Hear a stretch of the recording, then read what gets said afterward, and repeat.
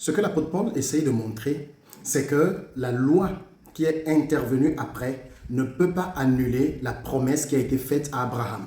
La promesse qui a été faite à Abraham était claire, c'est que toutes les nations de la terre seront bénies en ta postérité. Ça, c'était la promesse. Mais la loi qui est venue après ne peut pas avoir annulé cette promesse. Et nous allons reprendre à partir du verset 15, nous sommes dans Galates chapitre 3. Il dit, frères, je parle à la manière des hommes. Quand un testament est établi en bonne et due forme, bien que fait par un homme, personne ne l'abolit ou n'y fait d'adjonction. Ça, je l'ai déjà expliqué hier. Verset 16. Or, les promesses ont été faites à Abraham et à sa descendance.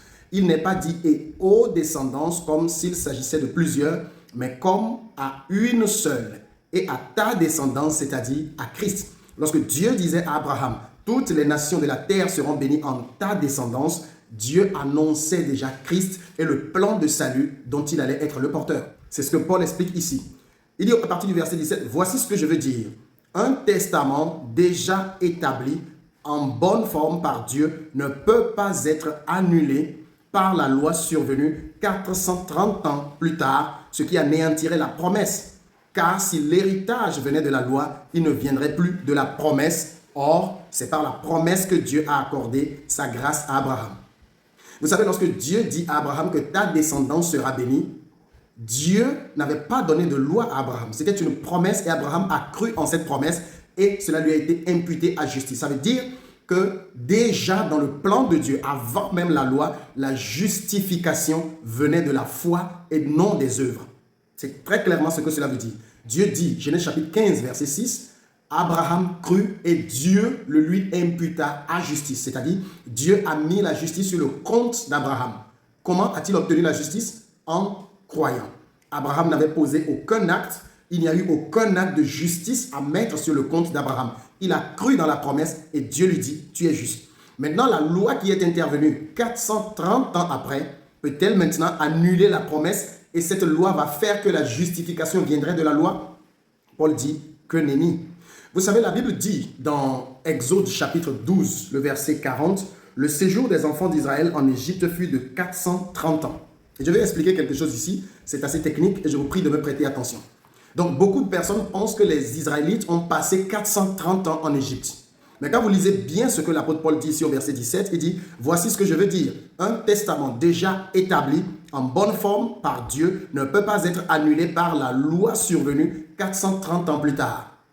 Donc, si on prend ces deux choses bout à bout, le peuple israélite ne peut pas avoir passé 430 ans en Égypte. Si vous faites bien le calcul, ils ont passé au bas mot entre 120 et 150 ans. Les 430 ans dont il est question, le décompte a commencé depuis Abraham jusqu'à la loi. C'est ce que l'apôtre Paul est en train de montrer ici. Donc, comme Abraham est venu sur une terre étrangère, on a considéré qu'il était étranger dans ce territoire. Il n'avait pas encore pris possession du territoire qui lui était promis. C'est donc à partir de là, jusqu'au Sinaï, que les 430 ans ont été comptés. Je sais que c'est très technique, mais je vous encourage vous-même à le lire.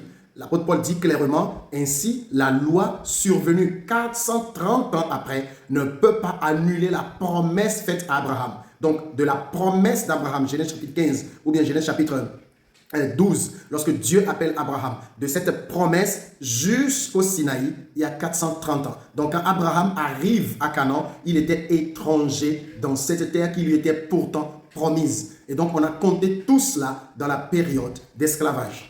Amen. C'est un détail important.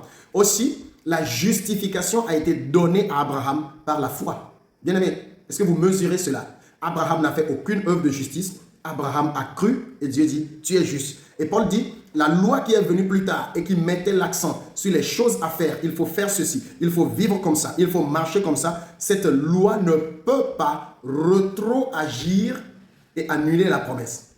Vous savez que le principe de la rétroactivité dans nos constitutions en Afrique pose beaucoup de problèmes, mais ici, dans le principe de Dieu, la promesse a été faite à un moment donné, la loi est venue plus tard, cette loi maintenant ne peut pas rétroagir, aller derrière et annuler la promesse. La promesse a plus de force que la loi. Et cette promesse, c'est que la descendance qui allait apporter cette bénédiction, c'est Christ.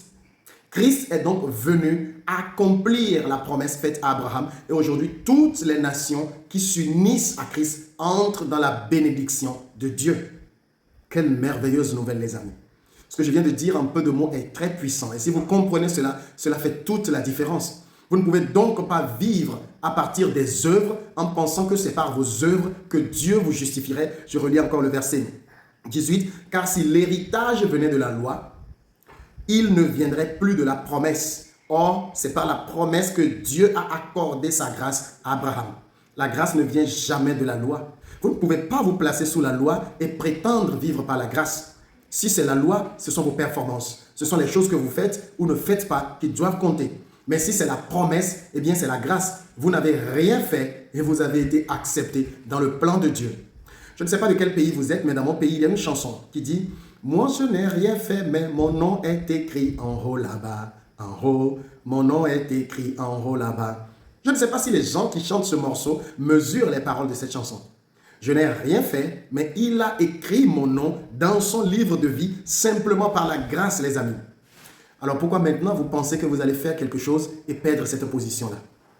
Vous voyez que si vous pensez comme ça, vous êtes en train de blasphémer l'œuvre que Jésus-Christ a accomplie. Et le blasphème, c'est le manque de foi. Or, c'est par la foi que nous sommes sauvés et non par les œuvres. Les amis, revenons simplement à l'évangile. La simplicité de l'évangile. Accepter les choses de Dieu par la foi et non par les œuvres.